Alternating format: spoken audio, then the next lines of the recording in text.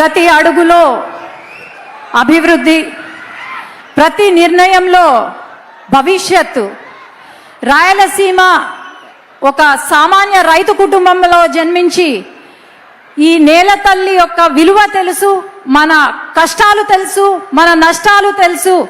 మన రాయలసీమ ముద్దు బిడ్డ గౌరవనీయులు మన ముఖ్యమంత్రి వర్యులు శ్రీ చంద్రబాబు నాయుడు గారికి, అట్లాగే ఇక్కడికి వచ్చిన ప్రతి ఒక్కరికి పేరు పేరున నమస్కారాలు తెలియజేసుకుంటూ, ఒకప్పుడు రాయలసీమ అంటే కరువు, వలసలు, లేకపోతే ఎండిపోయిన పొలాలు. కానీ ఇప్పుడు రాయలసీమ అంటే నీటి కోసం పోరాడే ప్రాంతం కాదు, నీటితో అభివృద్ధి చేసే ప్రాంతం అని, లేదంటే ఇక్కడ వెనకబడిన ప్రాంతం కాదు, ఇది అవకాశాలు మెండుగా ఉన్న ప్రాంతం. అట్లాగే వలసలు వెళ్ళే ప్రాంతం కాదు, ఇది వలసల గడ్డ కాదు, విజయాల గడ్డ అనే ఒక విజన్తో ఈరోజు రాయలసీమను రతనాల సీమగా మార్చి, ముఖ్యంగా మన నంద్యాల జిల్లాను రతనాల సీమగా మార్చి ఈరోజు ఒక హార్టికల్చర్ హబ్గాను, లేదంటే పరిశ్రమలు, ఎలక్ట్రానిక్స్ హబ్గా, అట్లాగే డిఫెన్స్ హబ్గా మన రాయలసీమను తీర్చిదిద్దుతున్నారు మన ముఖ్యమంత్రి వర్యులు. ఈరోజు హార్టికల్చర్ అంటేనే ఏమి తెలియని ఒక స్టేజ్లో 5 సంవత్సరాల వైసీపీ పాలనలో గంజాయి హబ్బుగా మారుస్తూ ఉంటే, మన ముఖ్యమంత్రి గారు ఈరోజు హార్టికల్చర్ హబ్గా దాదాపు మన రాయలసీమలోనే 55% కల్టివేషన్కి, అట్లాగే 6 లక్షల మంది రైతులు బాగుపడేలాగా ఈరోజు తీర్చిదిద్దుతున్నారు. అట్లాగే వైసీపీ పాలనలో కంపెనీలు, పరిశ్రమలు వెళ్ళగొడుతూ ఉంటే, పారిపోతుంటే, ఈరోజు ఆ పరిశ్రమలు, కంపెనీలు క్యూ కట్టి మన రాష్ట్రానికి వస్తున్నాయి. దాదాపు 25% పెట్టుబడులు మన రాష్ట్రంలో ఉన్నాయి. ఇవన్నీ మనం చూస్తున్నాం.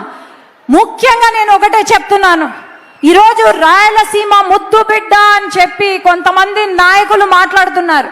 సొంత పులివెందల కడపలో కూడా ఏమి చెయ్యలేని ఆనాటి ముఖ్యమంత్రి జగన్మోహన్ రెడ్డి అనను జగన్మోహన్ గారు ఈరోజు నేను రాయలసీమ ముద్దు బిడ్డ అంటుంటే, రాయలసీమ వాళ్లకు తెలుసు ఎవరు రాయలసీమ కోసం, మన జిల్లా అభివృద్ధి కోసం కృషి చేస్తున్నారు అని. ఈరోజు నంద్యాలలో ఒకప్పుడు బనగానపల్లె కరువు ప్రాంతమైన బనగానపల్లె ఈరోజు నీళ్లు పారుతున్నాయంటే అది కేవలం మన ముఖ్యమంత్రి గారి వల్లే.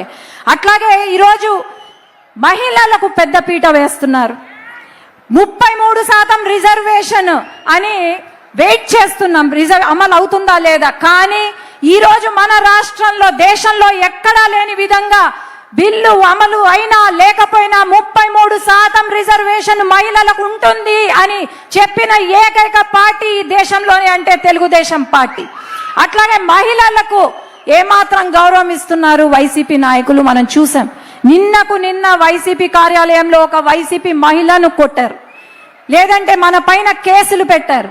అట్లాగే ఒక చిన్న బాలికను రేప్ చేస్తే పాస్కో కేసు పెడితే వాళ్ళను పరామర్శిస్తారు. ఇది వైసీపీ నాయకులకున్న మరి ఏమనాలో అర్థం కావట్లేదు. ఈరోజు ఒకటే గుర్తు పెట్టుకోవాలా, రాయలసీమకు మేలు చేసిన వాడు ఖచ్చితంగా రాయలసీమ ప్రజలు గుండెల్లో పెట్టుకొని చూసుకుంటారు, అదే సిబిఎన్ గారు. అట్లాగే రాయలసీమకు అధికారం ఉన్నా లేకపోయినా మన ప్రాంతం కోసం పోరాడే నాయకుడిని గుండెల్లో పెట్టి చూసుకుంటారు మన రాయలసీమ వాళ్ళు. కానీ ఊరికే ఏదో వచ్చి నేను రాయలసీమ బిడ్డ అంటే ఎవరు ఒప్పుకోరు. ఖచ్చితంగా ఈసారి సార్ మేము మళ్ళీ ఇక్కడ జెండా ఎగరేసేలాగా ఇంకొకసారి వైసీపీ జెండా ఎగరకుండా మేమందరం పనిచేస్తామని తెలియజేసుకుంటూ నమస్కారాలు తెలియజేసుకున్నాను. జై తెలుగుదేశం, జై హింద్.